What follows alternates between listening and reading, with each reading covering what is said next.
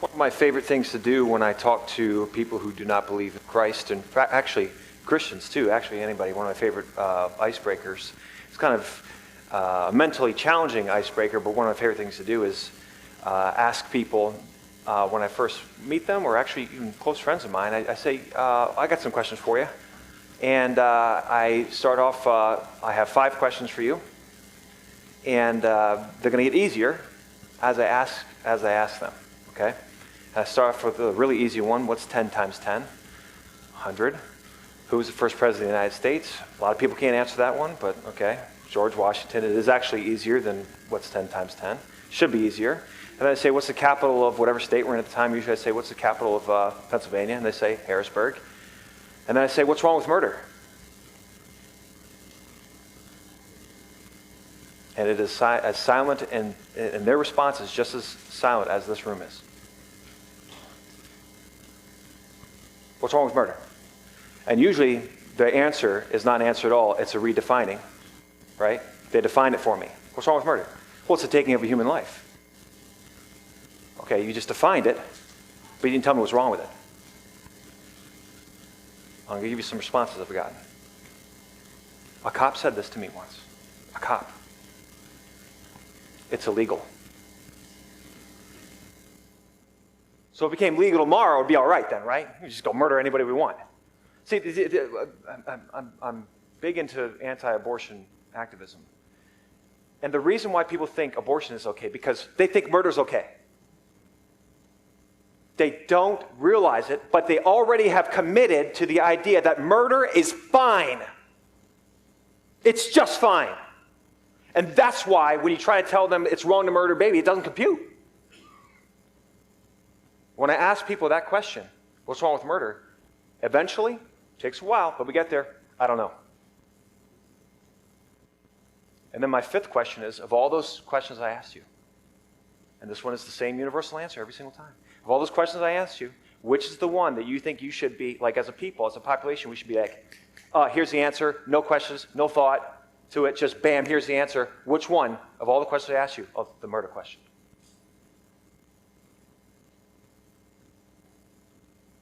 This talk is why Theonomy provides true liberty. And what I'm trying to show when I ask people those questions is that you have an idea of law, but you have no idea of morality.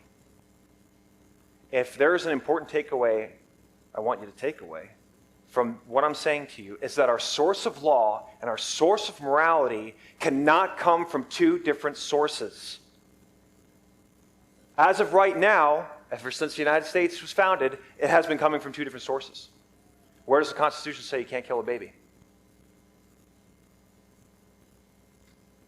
I look forward to the day. Because right now, I'm walking around with a Bible in my right hand and about 10 million laws in my left hand. But I believe there will come a day when the citizens of this country, Lord willing, it's still this country, but it doesn't balkanize or be destroyed or whatever, the citizens of this country can just walk around with a Bible. That's all you need.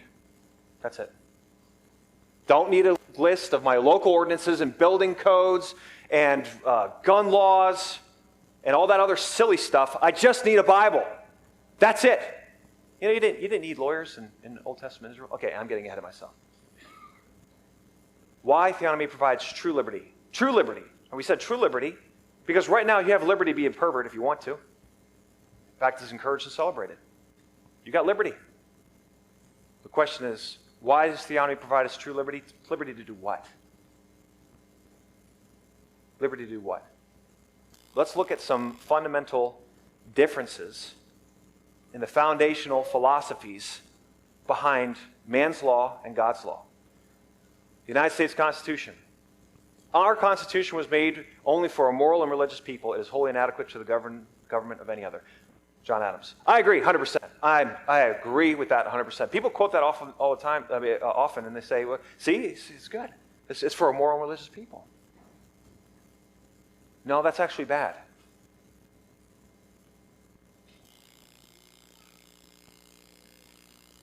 Let's compare and contrast what Paul says with the biblical foundation for a government.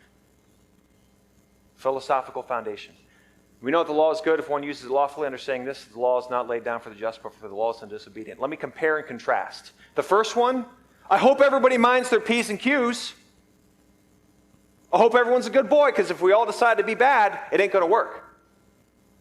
He's right. We all decided to be bad, and guess what? It's not working anymore. If I say it again, 60 million dead children would probably agree. It ain't working no more. Let's look at this one. What's the difference here? This one says, I know you're going to be bad. I'm counting on it. This is total depravity right here, built into the fundamental understanding of lawful liberty. Whereas the first one is kind of pie in the sky. Well, I hope we're all good people.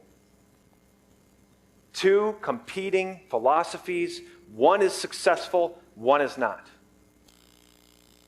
Now, this nation is often called the Great Experiment. And again, we say it positively. What's the Great Experiment? George Washington, the establishment of our new government seemed to be the last great experiment for promoting human happiness. And again, let me say this.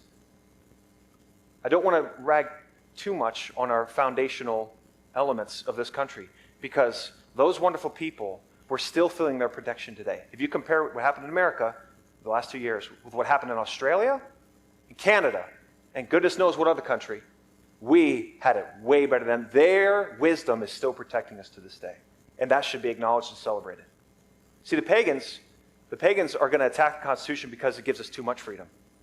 The Christians need to criticize the Constitution because it doesn't give us enough.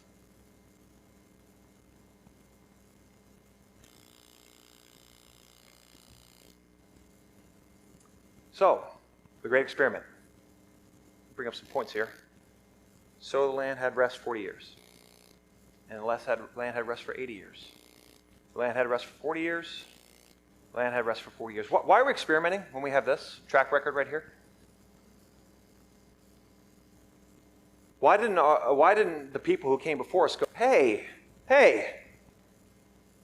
that's a pretty great track record right there. 200 years of peace. What were these guys doing? How come nobody said, hey, why are we experimenting? What about this? What were these guys doing that was different from us? That looks like pretty successful. When was the last time America had 40 days of rest? We've been at war against our most innocent citizens since 1973, and that's a conservative estimate. So you might think, well, maybe that's just like civil rest. No, it's not just civil rest. 2 Kings 23, 21 through 22. The king commanded all the people, keep Passover to the Lord your God, as is written in the book of covenant. For no such Passover had been kept since the days of the judges who judged Israel, or during all the days of the kings of Israel, the kings of Judah. So not only did they have civil superiority, they also had spiritual superiority.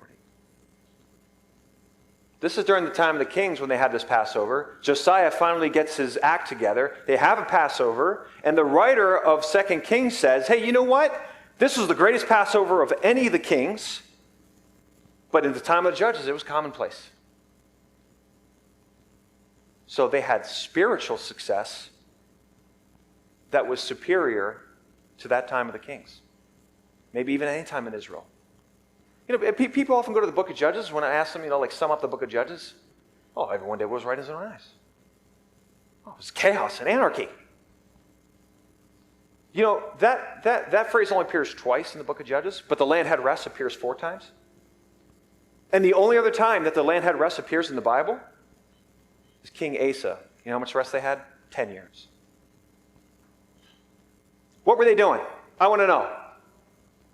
How did you guys in this time of anarchy in the book of Judges, oh my word, disaster, right? How did you have 200 years of rest? Oh, what I wouldn't give for 80 years. 80 years? Can you imagine living and dying and seeing no war? What were they doing? What are we doing? My goodness. Let's play a game. Okay? I'm going to play a game with all of you right now. All right? You're all involved. Go. Go.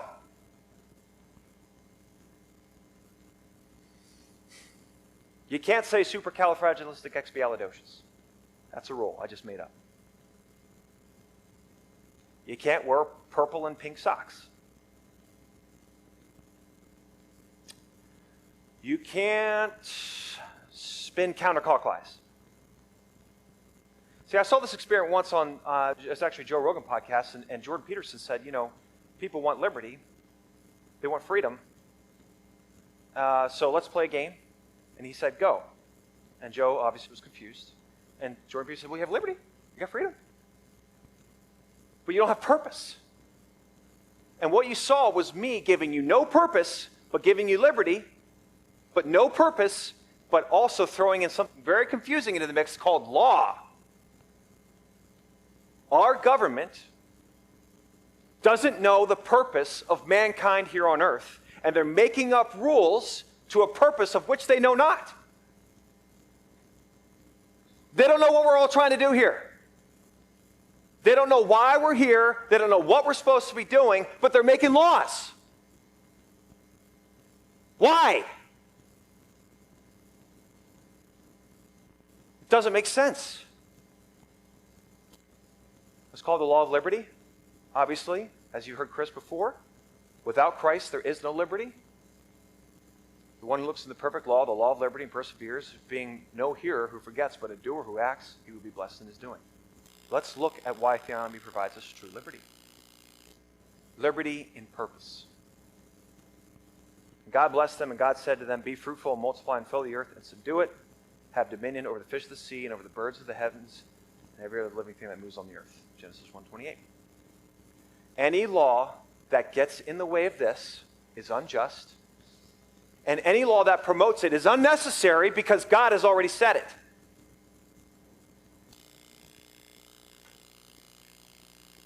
I perceive that there is nothing better for them than to be joyful and to do as long as they live, and to do good as long as they live. Also that everyone should eat and drink and take pleasure in all his toil. This is God's gift to man. Any law that gets in the way of this is unjust, and any law that promotes it is unnecessary since Christ already said it.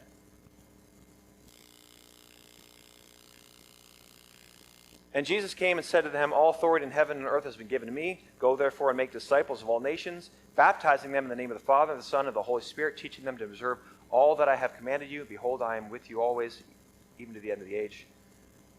Any law that gets in the way of this is unjust, and any law that promotes it is unnecessary since Christ has already put it out in his law. We have all the laws we're ever going to need for a just and righteous nation. How was Israel able to have 200 years of peace without driver's licenses? Without a strict immigration policy? You just walk in. Did you know that? Just walk in. You didn't need to report to anybody. There was no government bureaucracy or agency, and they had 200 years of peace. Spiritual and physical rest that we can't even touch in this great experiment. Why are we experimenting? We have a track record like that. Why are we experimenting? How do we get back to recognizing Christ as King in our documents? When they rejected God, God says, it's not a rejection of you, Samuel. It's not a rejection of your government. It's a rejection of me as king, that I should rule over them. How do we get back to that? Because God was definitely blessing it more than any other governmental system in the entire scriptures. People just, Christians would just read over that. There it is, just one phrase, just land of rest. We just read over it. That is a huge statement. The law as a governing system was a smashing success. It was a huge success. When in Israel were they any more successful than that? The Hall of Heroes, I keep going back to this, but the Hall of Faith, none of the kings show up except David. There are like 6 or 7 judges. Then they say David, and they skip all the kings and go right to the prophets. It's interesting, too, that God, in his judgment, never faults a judge in bringing Israel into judgment, but he does fault Jeroboam. I'm bringing Israel into judgment because of what Jeroboam did, and I'm bringing Judah into judgment because of what Manasseh did. Couldn't do that as a judge. Didn't have the authority. Didn't have the power to accomplish the bloodshed that those kings were able to accomplish. God's system of theonomy and theocracy is superior to any other man-made, anarcho-capitalist, collectivist-ism that man has ever made.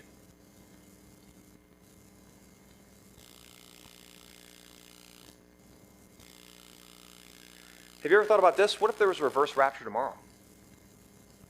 And all the pagans were taken, but all the Christians were left.